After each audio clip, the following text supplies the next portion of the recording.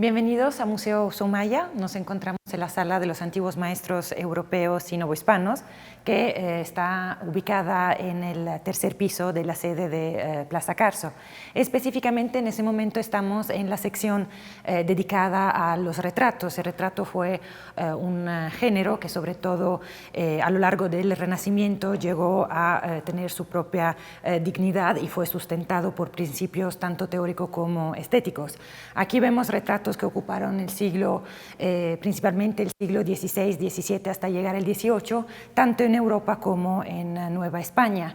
Y es interesante ver cómo las dos principales vertientes que asumió este género es, por un lado, el State Portrait, el retrato de Estado, que se puede apreciar aquí en esta obra que retrata a Carlos II. Vemos cómo en este caso los formatos son grandes, las poses son algo formal, los rasgos son idealizados, son estereotipizados y se le da mucha importancia a lo que es la vestimenta. La mayoría de las veces la vestimenta es lujosa porque en este caso el sentido era lo de expresar el sentido de autoridad o se quería eternizar el efigiado.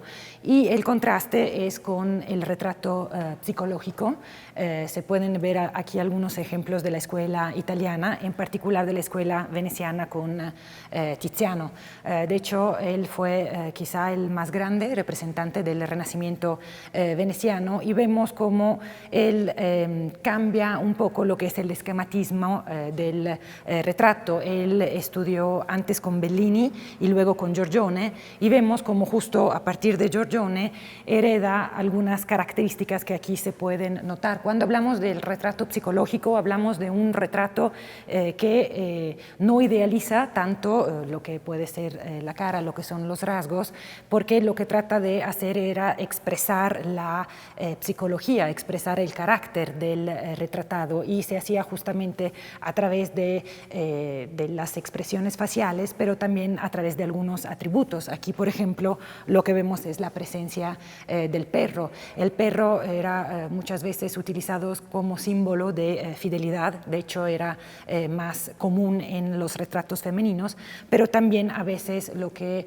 hacía era hablar de algunas de las pasiones del retratado. Aquí el sujeto posiblemente es Giovanni d'Anna, quien fue un mercante flamenco que vivía en Venecia. De hecho, él fue quien encargó el Ecce Homo, que ahora se encuentra en el Museo de Viena, en Austria. Esa etapa, la etapa en la que Tiziano llega a pintar esta obra es la etapa madura de su producción. Vemos cómo la paleta cromática llega a utilizar colores más oscuros. De hecho, aquí el fondo es completamente indeterminado y esto lleva al hecho que nuestra concentración se enfoque en el rostro, en la figura del retratado, y vemos como aquí los únicos puntos de luces se dan en el cuello blanco y en la parte del pelo del perro. De hecho, Tiziano decía que para pintar bien eran necesarios nada más tres colores: el negro, el blanco y el rojo, y aquí se ve